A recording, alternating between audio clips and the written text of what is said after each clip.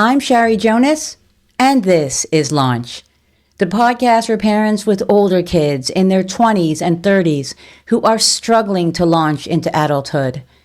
Each week, we offer personal insights, expert advice, and professional guidance from therapists, authors, and industry leaders in the parenting world to give you the knowledge, inspiration, and actionable steps to help your young adult become confident, capable, and independent.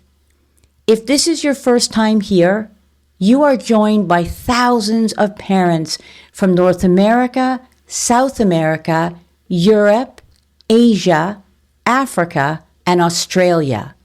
You might feel alone, but my friend, you are not. There are mothers and fathers with struggling young adults who are listening in from over 120 different countries.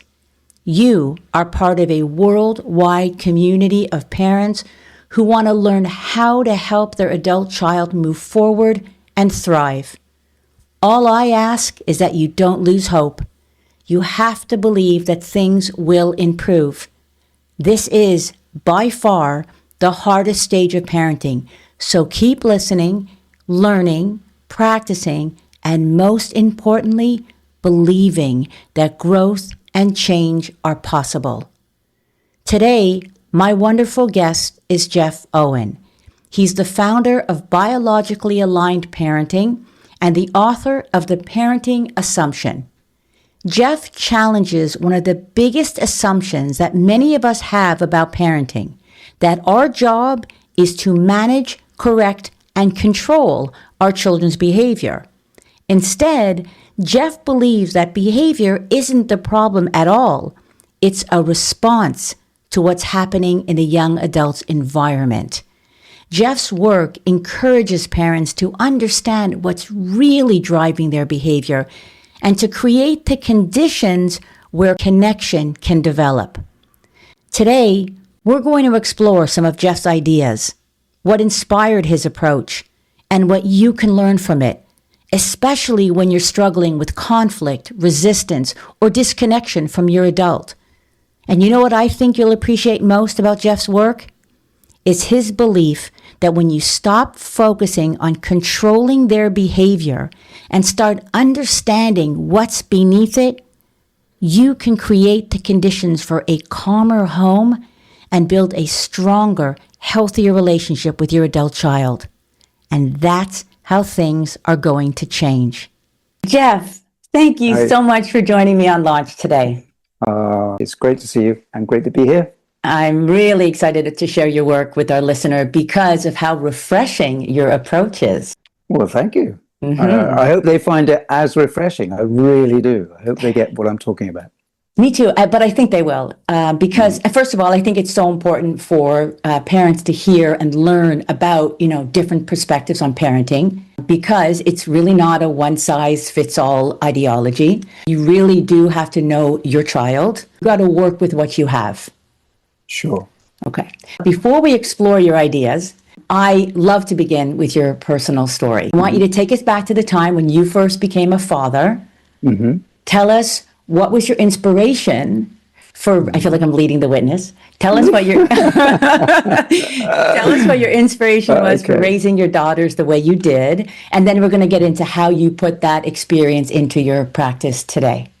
Okay, great. So it all started when I was in my early 20s, when I was training to be an actor, and actually more so when I was actually on stage in a play.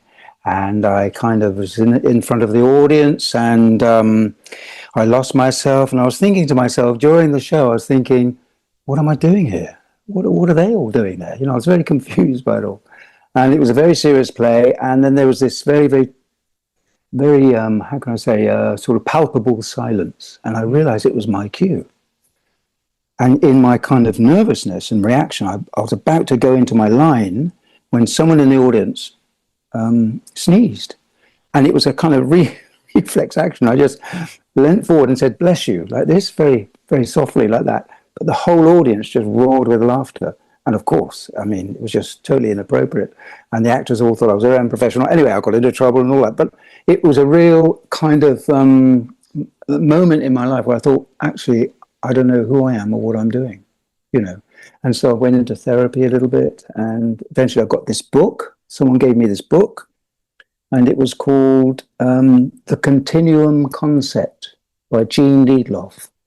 And it's In Search of Happiness Lost. And I read that book, and it just sort of moved me in my body. It really just arrested my attention. I can't tell you. And I'll tell you about the book in a moment. But then I was so inspired and wanted to know more that I found out where the author, Jean, lived. And she happened to live in North London, in Primrose Hill. I contacted her, and she did what she called therapeutic sessions. Mm. So I went along with her, and she became my mentor, really. We had, many sessions talking about my own childhood. And then I discovered really the relationship that I thought I had with my parents wasn't so at all. And the things I learnt through our discussions, through what she had in a book, which was all about her journey living with a Stone Age tribe in the middle of the Amazon, believe it or not. She went there as a photographer, as a medic. She didn't go looking for anything, but she noticed a few things. One thing she noticed with the babies didn't seem to cry. And she thought, that's really odd. There were no terrible twos. Teenagers didn't fight. And she was just sort of blown away by it. And over the next 3 years, I think she went there for collectively about 2.5 years. When she returned, she put all her thinking and discoveries into this book. And it's all about how really, in comparison, we raise, or she would say rear, our children in the Western world compared with what was going on in the Amazon with this, as she called it, Stone Age tribe. And she was saying, really, we're the same species, really. And why the difference? What's going on? And that's where it all began. And from those meetings, I vowed to myself that I would, if ever I became a father, bearing in mind this was 6 years before I became a father, I would try and implement these insights as best I could. And that's what we did. And that's how it all began. Tell us about your daughters. What did you do? Because this is so fascinating to me. Okay. Well, we had two daughters. Our first was born in 1993. In 1995 was the second daughter.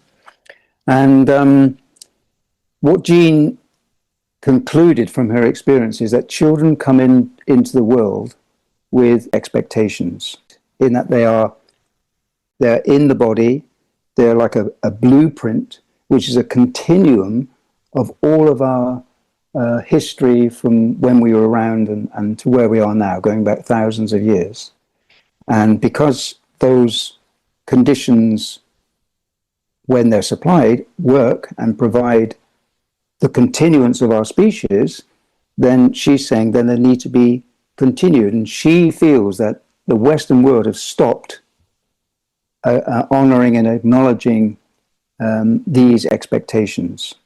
And the expectations they're not conscious, they're not thought, it's through the body, it's through all their senses. And when a child misses those expectations, then they respond. They respond in a very instinctive way.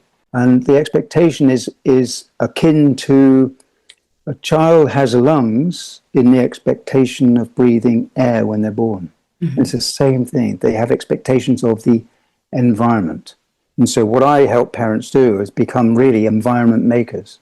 And I always say parents are environment makers.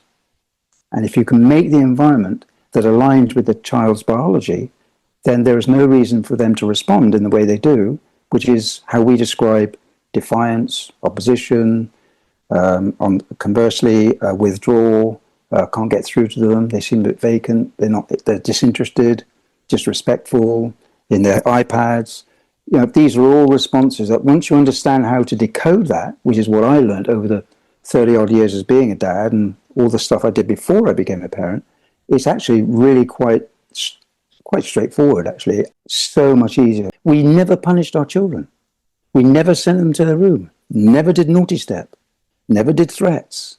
Genuinely, we didn't, because there was no need, not because we were some, amazing parent. It wasn't about that. It's just because we just applied the biology in a very kind of, at first, rocky way, because we were finding our way, because we were also sort of biased also in some ways towards how we were raised and how things were happening around us. And there was a real conflict sometimes of trying to hold on to our faith, and just stick with it. Do you know what I mean? Of course. Yeah, really tough. Of course, in our families, we had a bit of resistance in that they thought we were a bit odd. Why? Why would they? Why would they have thought that way? What were you doing differently with your daughters? Okay, well, we didn't have them in a separate room. They slept with us in our bed. For how long? Around 5 to 6 years. Okay. But it wasn't an ordinary bed. So most beds are raised off the ground, aren't they? Yeah.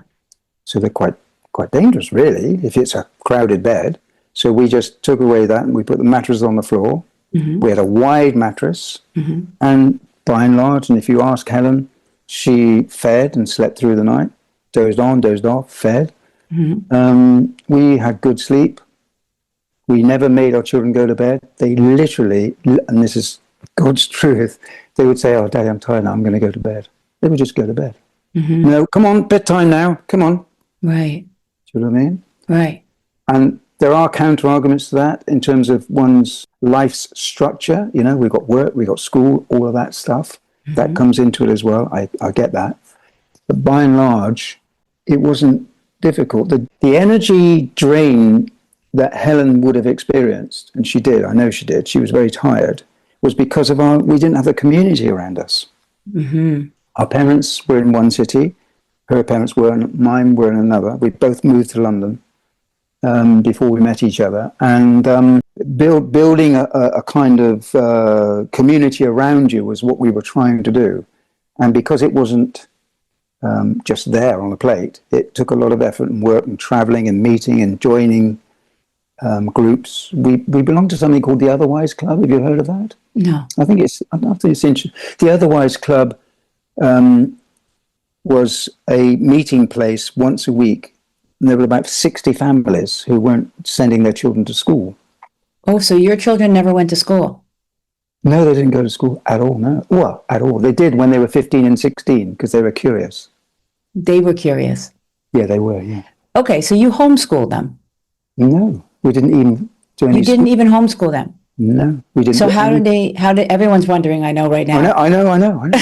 How did they learn to read and write? I know, well, we all assume that they got to be taught. And should I tell you what I've really learned about children? Yeah. Children don't learn from being taught.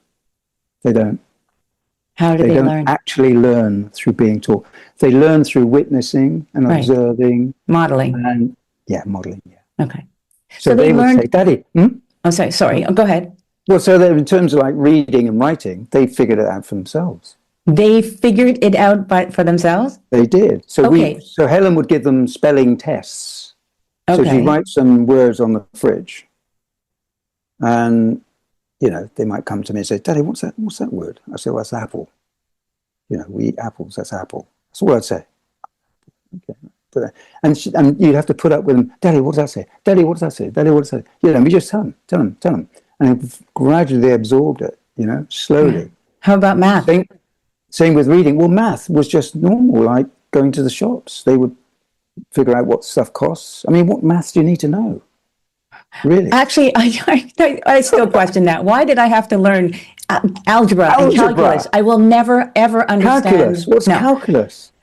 When I once asked a teacher, why do I have to learn this? They said to help your brain think. You will never need this, X and Y and Z stuff, but it helps your brain to think. And I'm like, all right. But I still, all right. Well, there's an assumption there that we need something external to make us think. It's almost like giving us help to think.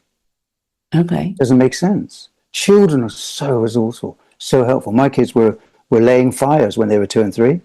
They had scissors, they have knives, no pretend toys like that. They would just use them. Okay. If you're chopping vegetables, they'd come over when they were toddlers, little toddlers, and they'd just pick up a knife and do a bit of chopping and then get disinterested and move off. But gradually, they would just gradually come in their own time, in their own curiosity, and, get into it, And you didn't. It's like manners. Yes. Well, manners is. Well, we never to taught me. manners. We never, ever taught them manners, ever. We never made them say please and thank you, ever. And my children are the most well-mannered people you will ever meet. Please and thank you. In fact, I'll tell you a story. When we went to visit my mother, who was about 3 hours away, and the family were gathering, she was cooking in the kitchen.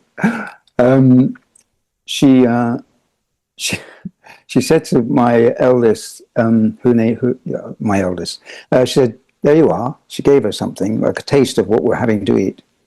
And before she went out to collect it in her hand, and my mother withdrew her hand and said, "What's the magic word?" Oh. And my daughter looked at her completely. She said, "Abracadabra." And that's so true, because she didn't have any concept of, Right. please and thank you. Never happened. I could actually talk to you for an hour just about how you raised your children, but Sure.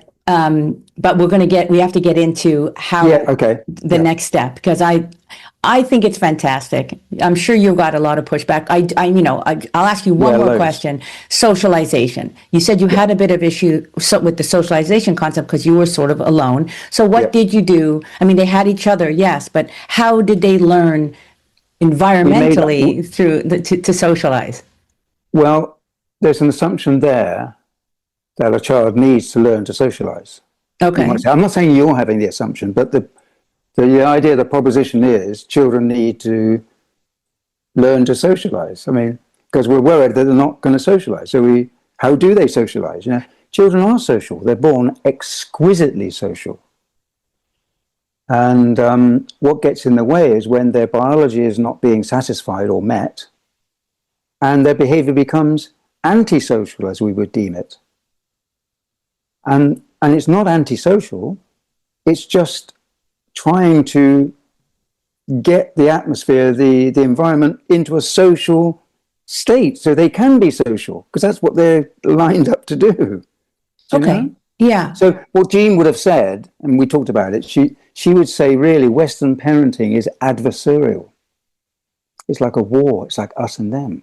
We've got to make them do this. We've got to make them do that. If they don't do this, then, we've got to make sure, if they're displaying all this behavior that's rude, opposition, or whatever, we feel we have to sort it out. Of course we do, because parents love their kids. They care. They want them to go into the world accomplished in communication and etc. So, of course, they try to manage the behavior. That's where the exhaustion comes. Because the more you try to manage your kid's behavior, the more tiring it is. And that's your biology speaking. Because when the body gets tired, it's because your biology is saying something's not right. It's like when you walk up a hill or a mountainside, and you keep walking and walking and walking, there comes a point where you've got to stop, because your body says it needs to rest. But in parenting, it's a very different matter, because you can't just pack your kids off. You can't just sit down by the roadside and let it all go on. In terms of the modern perspective around parenting, you can't really do that. Okay, so talk to us about your approach. You call it biologically aligned parenting. Yeah. What does that mean? Well, a child's biology is set for it to expect certain things. So it will expect roughly 4 things. One, their caregiver is a very competent and confident, that they know exactly what they're doing. They expect to be on the periphery of life. We can come back to these if you want. I'll just list them, shall I? Please do. Yeah, on the periphery of life, so that they're watching the adult's life, that they can witness what goes on around here, so they know what they're living into. They expect to be carried and in close contact. As soon as they're born, they expect to be near, because it's the only way they know that they're safe and they're going to survive instinctively, by movement and smell and the heartbeat and all of that. What we do is we put them away, don't we, often, The other thing is that they have an active life to witness. It's really important. So That's not not only the be on same. the periphery. Sorry, that's not the same as the second one, the periphery. Well, no, because the periphery is where they're seeing the active life, Okay. and they have to have an active life to Themselves. witness. Yeah, not Got to it. Okay. witness the parents. So they're included. So in other words, they are not pacified with toys, with blocks, with Lego, with the latest game or an iPad. I mean, I didn't realize. I don't know if we mentioned this last time, but you can get an iPad clip for your pushchair. I didn't know that. Yeah. There's So everything, sir. we just stick an iPad on, and then suddenly your kid's dealt with. And my view around iPads is that a child who is deprived, and Jean would use the word, it's deprivation. We deprive our children of their biological expectations, and we do it unwittingly. It's not because we don't care or love our kids. We're just following what I would call informed conditioning. You need to explain that. Well, informed condition. I know these words, and when we spoke earlier Yes. before, it was really good because you helped me think about how to keep it simple. But Yes. it's hard, but it is simple. So informed. So we're being informed about things all the time around us through movies, through books, through conversations, through what we see, and we're also conditioned because when we grow up, when we watch a movie, when we see the television, when we read books and papers, there's stories about family. And they're usually the archetypal happy families, children getting ready for school, rushing out the door, parents admonishing their children, you mustn't do that. What do you do that? It's all conditioning thinking. Well, that's how you do parenting around here. Mm-hmm. And there's that phrase, isn't there? That kind of funny phrase where they say, well, children weren't born with a manual. Mm-hmm. I would disagree because I would say children are born with a manual. It's just not written in words. Mm-hmm. It's their biology. And when we follow that, things become easier. In fact, there's a guy, Dr. Gordon Neufeld. I mean, I've read loads of stuff around this, and he said that it's not the love the parent has for the child that makes them easy to parent. It's the love the child has for the parent. And that's what I'm talking about. So if the child can't gravitate and wanting to be around the parent, wanting to feel safe enough to share their secrets, wanting their company, just enjoying being around them, they're going to be difficult to parent. And they're not, when they can't do that, it's because the environment isn't settled enough for them. Yeah? Yeah, I just, this is speaking to me so much, and I want you to keep talking. Okay. I just did something about this phrase and it is exactly what you're saying, I believe. Connection before correction. Yes. Yeah. So for parents listening and are having trouble, with their adult child at home, yeah. I keep going back to this: repair the relationship, reconnect, work on the relationship, and your adult child will just intuitively, instinctively, they will want to be in alignment with you. They will want to have that relationship, and they will understand you. They'll be open to receive that. What we're all trying to do as parents is we love our children, we do, and we just want to help them. And so right now, a lot of these situations, a lot of this is behavioral, where parents are experiencing these behaviors and they're struggling with them. And so I want to kind of like bring this all back to how can parents of today who are watching their adult children, I'm going to use the words that are like it's sort of like triggering to you possibly, but like they're not behaving in a way that's good for their own self. For their own good. For their own good. And so there's a book, isn't there? There's a book called For Your Own Good by Alice Miller. Do you know that book? No. She's a German therapist. I've read 2 or 3 of her books. Drama of the Gifted Child. That's another book. Very interesting. But for your own good. Yeah, we want to be able to help our children for their own good. Yes. Totally get that. That's everybody has that interest. Yeah, of course. Right. And it comes from love and care. I know. It does, except that we have to be careful about our own expectations. Well, yes. Right? Well, wanting let's just a child. Okay. Go on. Sorry. No, you go on. Talking over each other, sorry. It's okay. That's why we edit.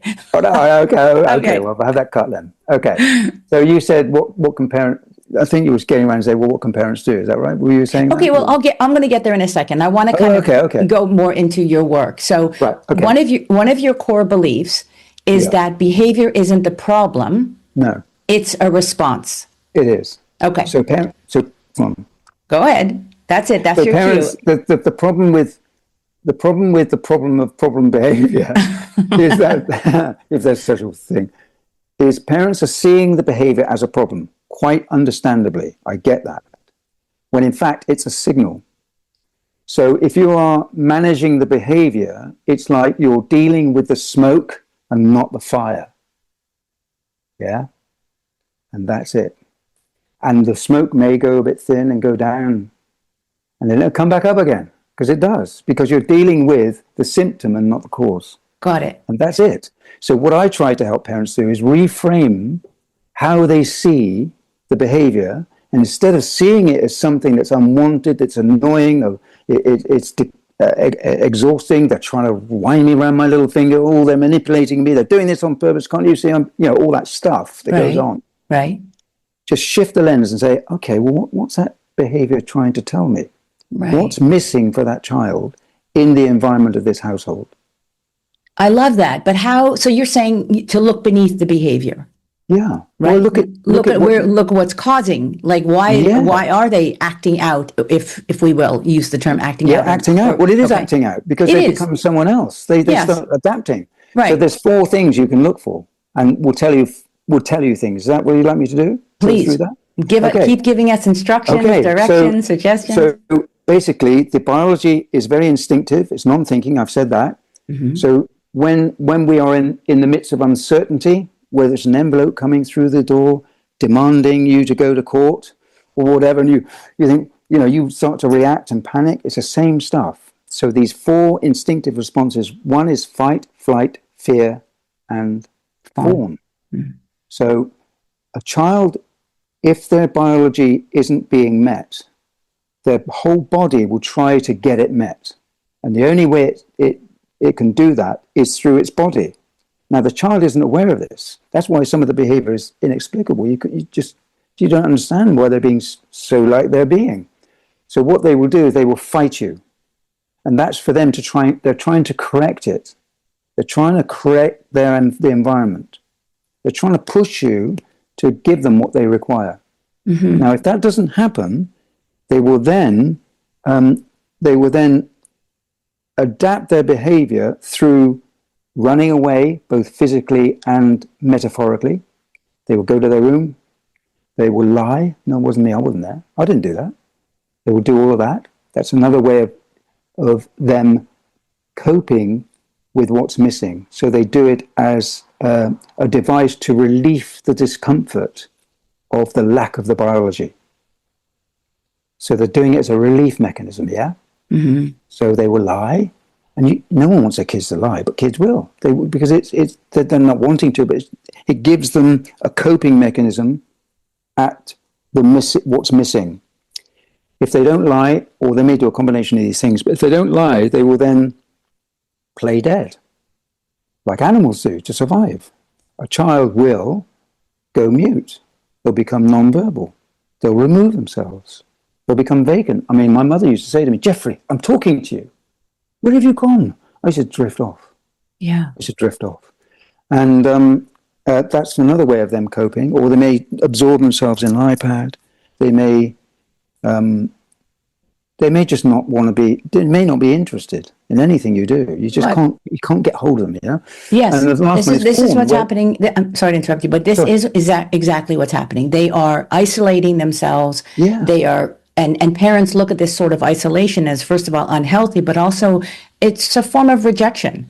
Yeah. Parents want to have their children, adult children. We keep saying children, but for all the listeners, we know this is regardless of age. They want to connect with them, but they've already lost them.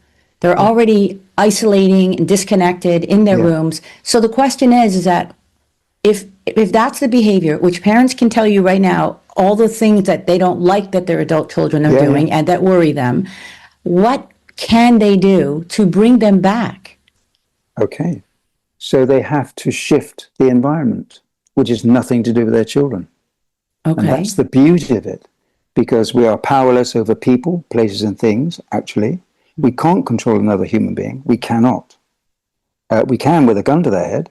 Of course we can. But we can't control another person. But we can control ourselves. And that's the gift of it. So we basically look at the environment. You ask yourself questions like, when I come home from work, if you're a father, I work with a lot of fathers, am I pissed off? You know? When I walk through that door, do I slam my keys on the table and let everybody know how pissed off I am? Mm-hmm. My question to you would be, do you need to telegraph, to broadcast how you're feeling? Absolutely not. Exactly. And broadcast is a really important word, which I got after our little conversation we had. So I was thinking, how can I explain this? Because it's all about our state that we're in. So parents really need to look at their state that they're existing in most of the time. And if that state isn't generating peace and stability and calm, their kids are going to be responding. So the example I give is I've come up with is, thanks to you actually, is when you go into a room and two people have had an argument, you know it instantly. You know there's bad vibes between these two people. And if it's a small room, you'll probably want to get the hell out of there. Right. And the phrase goes, doesn't it? The atmosphere was so thick you could cut it with a knife. Mm. That's what I'm talking about. No words are spoken. And let's face it, parents use a lot of words with kids. And that's going on what I would say the wrong track. It's not the words. It's not what you say. It's what you convey. That's the most important thing to focus on. It really is. Love it. Yeah. And if you can just start to take agency and responsibility over how you show up. And I don't mean pushing down your feelings. I don't mean pretending to be somebody else. I'm just talking about making a call on yourself, saying, actually, this isn't appropriate right now. I can deal with that later. You know? This brings me joy. Oh, does it? It does. It really does. It brings me joy because I feel parents this is so helpful because all they have to do is work on themselves. Yes, totally. It makes it so much easier. You mean to say if I work on myself, if I get in touch with how I'm feeling and the mood I'm setting, and then you mean to say that it's almost a ripple effect? Yeah, then domino. I say domino-like. Domino, yeah. It's a knock-on effect. Yeah. So if you really want to change, in inverted commas, air quotes and all that, your children's behavior, yeah, you got to begin with yourself, because they are only responding to the environment around them, because that's all they're programmed for. I want to share a story, and I might edit it out. Okay. So here I go. All right. Okay. When I was younger, my mother was one of those people that had absolutely zero self-control, zero self-awareness. She was always in all fairness, a lot of times she was in pain. I didn't know that as a child. She would always say, something's hurting me. She did have a condition. Oh. But so I understood that she was in pain, but it put her in a bad mood, right? If you're in chronic pain, you're in a bad mood. And so, but then that became something else. Then she went through a terrible divorce, and she was always stressed about money. She could not contain herself.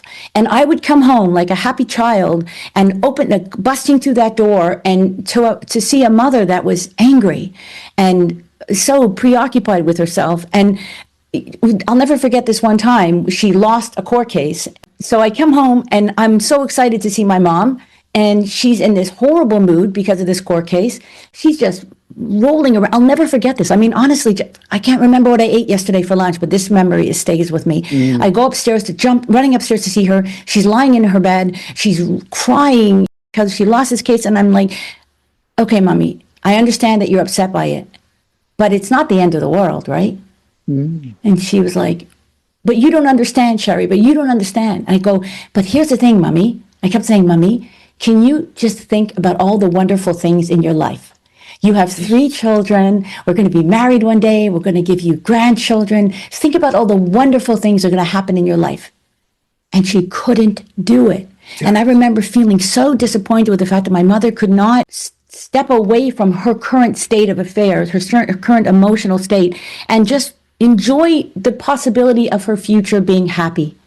And I swore that day, Geoff, that I would never bring my emotional garbage into my children's lives on a day-to-day basis. So clearly, I remember having a bad day at work or bad moment at work. It doesn't even matter because I never let moments become a day. I goes like, oh, that was shitty, move on. And I always pick my children up. And I would see this little face in the back of my car. And I would think, how could anybody be in a bad mood right now? The whole day was gone in like a flash because I had this baby, this beautiful little happy child in the back of my car who I hadn't seen all day. And I knew that that child, all they wanted from me and all they needed from me was to have a happy mommy. Because I remember not. I think my children remember me being a very happy parent because I made the effort. And even as they got older and I was in a bad mood, I always explained to them what upset me, but I always made sure it had nothing to do with them. You know? Got you. Okay. And it came to me quite naturally. It wasn't what I didn't put it on either. I was quite literally very happy to see my kids at the end of the day. Yeah. So beautiful. Okay. Well, thank you for that. That's a great story. I love that. Okay, so I think this is your message is coming across really clear. Okay. But I want to talk about, so there is another approach. So this whole idea of self-monitoring or having a self-awareness, a sense of self, checking in with yourself before you walk through that door, and not even if you're in a good mood. Let's say you're in a bad mood, right? To watch yourself. But if you're in a good mood and then you walk in and you see that your adult child hasn't left their room all day, that could put parents in a bad mood. Right? They're like, oh, here we go again. You didn't do anything. And so parents are dealing with like the switching over of like, I'm now affected by what you didn't do today. Yeah. So you have to go back in time.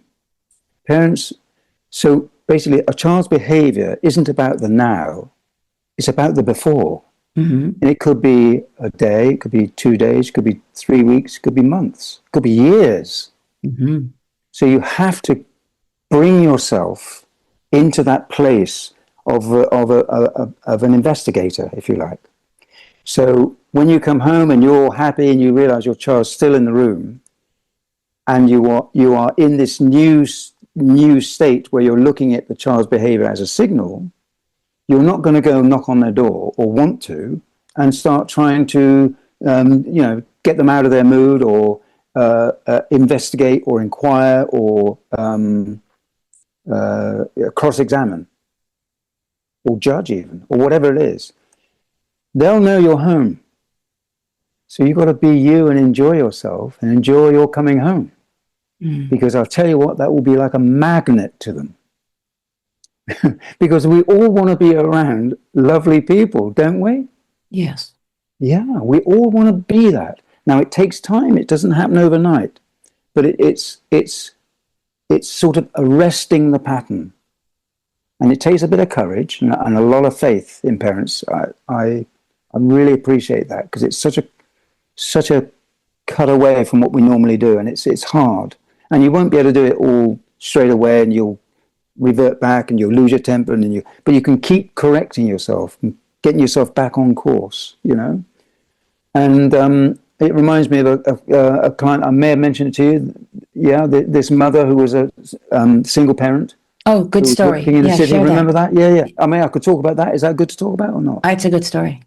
I like that one. So she came to me and we met for coffee. We chatted, and as I say with all my parents, I say, "What is it you want to? What do you want?"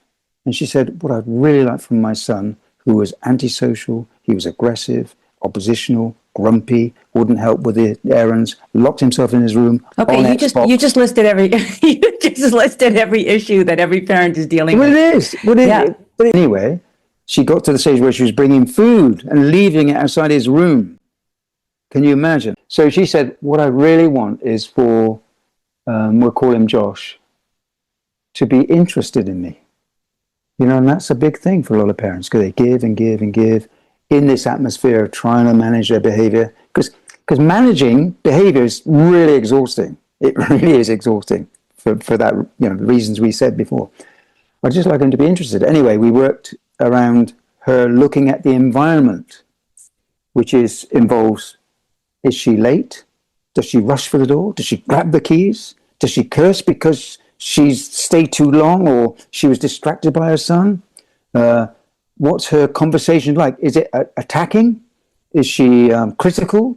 Does she have a smile? Does she move gracefully around the house? Is she enjoying the house as it's laid out? Does she enjoy her bedroom? Does she like the clothes she's wearing? To get the mother to just start to immerse herself in her life. Yeah. She started doing this, and we had phone calls in between, and she rang me one day and said, "You never guess what?" I said, "What?" She says, "I was in the kitchen making supper, and he appeared at my door and said, 'Mum, hi, how was your day?'" Mm. And she was just, blown away. And she created that atmosphere. Because in every child is biologically programmed to be close, to be near, to be connected. That's their default. You don't have to work at it. They want it. I don't care how aggressive, how rude, how horrible a child is to their parents. They want to be connected. And if you don't get that going as the child's growing up and they don't get it, they don't get those needs met, they'll be searching for it through their life. They will. And sometimes they go to very, very unpleasant places to get that sense of power. Because when we're recognized, when we're known, we feel good. We feel powerful. We don't need it from anywhere else. We get it from within, because the environment we're in is very celebratory of us and accepting of us. Do you know what I mean? Jean said the atmosphere of the village with the Aquana was the tribe. The Aquana was, and she put it into words, it was where everyone was worthy and welcome. Beautiful. And that's what moved me in the book. And if parents can just look at the environment they're creating, will your child feel worthy and welcome in this environment with my behavior, how I'm talking to them, how I'm moving, how I deal with my challenges and stress in my life, financial, relationships? Do you know what I mean? I do. It sounds a lot to consider, but it's not really when you start to think about it, because it all gets down to your response to your own situations, and making a really firm commitment through the love you have for your child to just say, actually, I can park that. I don't need to spew that here. I don't need to pollute the atmosphere with those feelings and that state. Yeah? Okay. I love this. I do want to challenge you, but I'm trying to think about what my listener is thinking about, but also it's a fair question. Sure. Social media. So you have let's say parents are committed to changing the environment in the home through their own behavior, through their own body and, language and verbal, nonverbal. They're signing up for this. But the children, adult children, are so connected to the outside world that is negative and judgmental and makes them feel unworthy. How does a parent keep their world like a bubble? And it's funny because I always like to think of it as what happens in the home is a bubble. And if the home is a place of love and security and safety, then you are in fact preparing your adult child or your child for the world. Right? The confidence starts inside the home, right? Yeah, I agree. Yeah. But the world will challenge this. The world will poke holes in their self-esteem, if the child doesn't have a strong resilience or self-worth, they will go out into the world and they will be impacted by it. How do you respond to the fact that even if my home is a safe place, the world, they are so connected to their social media? Sure. What do they do? So the outside world is the outside world, and unpleasant things happen, and children will be impacted by it, as we all are. We're all impacted by all kinds of things. But if a child hasn't got somewhere to go with that, and that's the important bit, you can't protect them from that, really. You can't stop any of that happening. They're going to get it. But if a child has somewhere to come where they can talk to you about it, where they can share share their shame, share their embarrassment, share their feeling small, whatever the reaction they have within their community around them in the world around. If they've got nowhere to come to share it, that's what I'm talking about. It's about doing your utmost to provide a place for them to come when things go off the rails, when they can't cope. A lot of children haven't got anywhere to go. I never had anywhere to go with my parents, ever. I went through a period of abuse as a child outside my family. My parents are dead and gone now. God bless them, actually, because they love me in the way they could love me. But they never knew about it. And that was part of my work with Jean, is I wanted to know, why couldn't I tell my parents my deepest pain and my deepest shame? Why? Because, when you're being abused, the victim often feels the guilt. It's tremendous guilt and shame. Were you trying to protect your parents? Was I protect? Yeah, I probably was. I didn't want to let them down, probably. I don't know if I was protecting them consciously. Maybe I was. I don't know. I just knew I couldn't go there. I couldn't go there. It's quite something, isn't it, to share your personal stories? It is. Okay, so I understand what you're saying is we can't protect our children from the world, but as long as they have a place to come home to, in not even in the physical sense, but a place to return to where they are loved and not judged and accepted and feel safe, that we can help them process, we can help them through this, we can lessen the pain and help them to manage themselves out there in the world again. It boils down to authenticity, doesn't it, really? Who wants a child, what parent wants their child to be inauthentic with them? We really want to know, don't we? We really, really do really want to know. We don't want our children to be pretending to be someone they're not. If a child can come to their parent and say, I am not what you think I am, or I am different from what you think I am, and they are received with love and open arms, that person will go back out into the world feeling good about themselves because they were received positively by the people that matter most to them. So that the same notion comes when, if you're feeling like you failed something in the world, or you got fired or something, you have to be able to say to your parents, this is what happened to me. I'm feeling really bad about it. And the parents are not supposed to go, what are you going to do? Well, why did that happen? What did you do wrong? Are you going to be able to find another job? No, just sit with them. Sit with them, because they're already in so much pain for having lost that job that you don't have to make it worse. You just have to love on them. Well, the question is why are they trying to help? Why are they reacting like that? What's going on for them?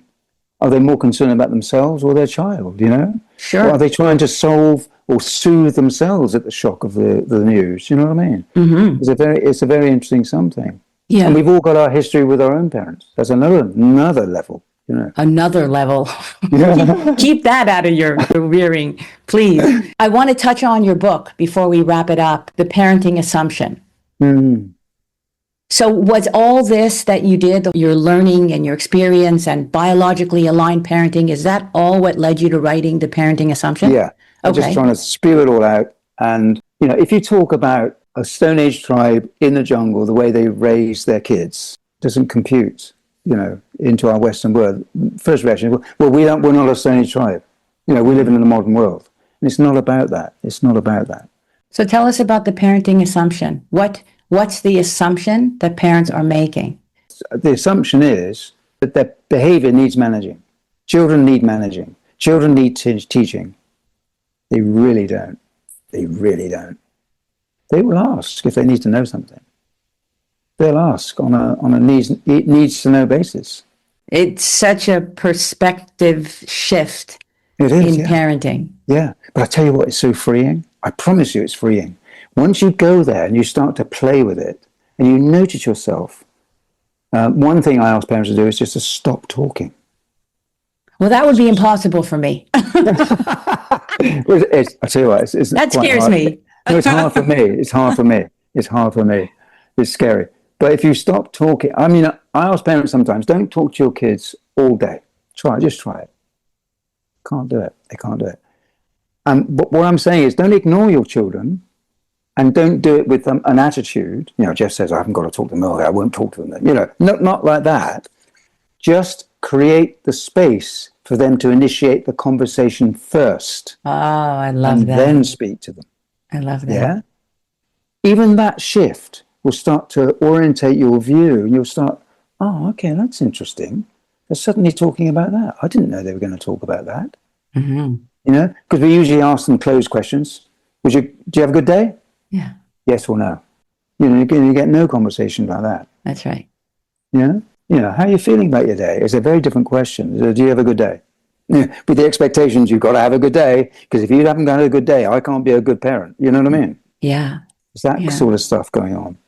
So watch. You see, when a child's born, and those early formative years up to about 6 or 7, all parents do is talk to communicate. Mm-hmm. They really do, right out the bat. They do the coochie coo and all that stuff, which is lovely. That's fine.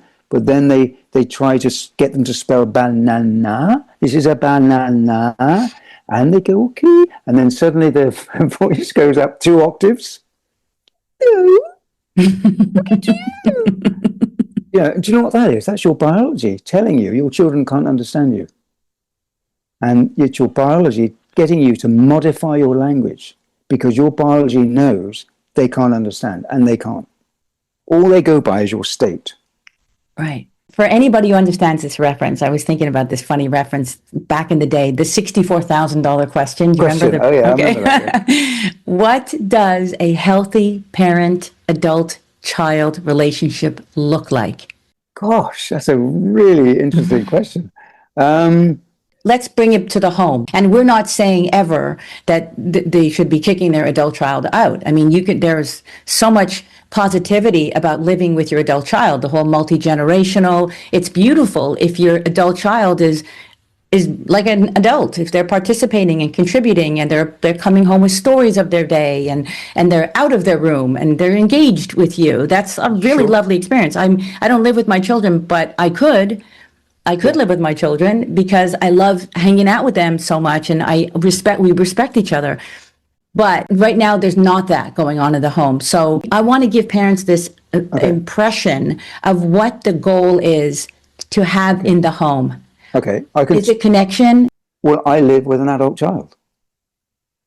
I do. And my daughter's 30 years of age. And she's gone into a second round of education, training. She's doing stuff with horses and kids. And she lives on the top floor, which is a little apartment. And so we have to manage the day, manage how we live together, And sometimes we won't speak for 2 or 3 days. It'll be just passing, because I can sense she just wants her independence. She just wants to be on her own. She'd love to be living on her own right now, actually. Nothing to do with me. She just would like it. But financially, and her structure of her life doesn't afford that at the moment. And so I know when she's up for talking and when she's not. And so that's a real kind of osmosis thing, where I can just tell. I just know the vibe, because I'm tuned in to the vibration, not to the conversation, just to her vibration. And just by the way she speaks, the number of words she uses, the way she moves, I can just tell. And I just lean out. And lo and behold, 2 or 3 days later, let's have some supper together, Dave. I said, yeah, let's have some supper. Oh, yeah, it's really nice to reconnect with you, because I've been in my own little world the last 2 or 3 days. I said, yeah, I know. I've noticed you did, yeah. How are you doing? And then we start talking.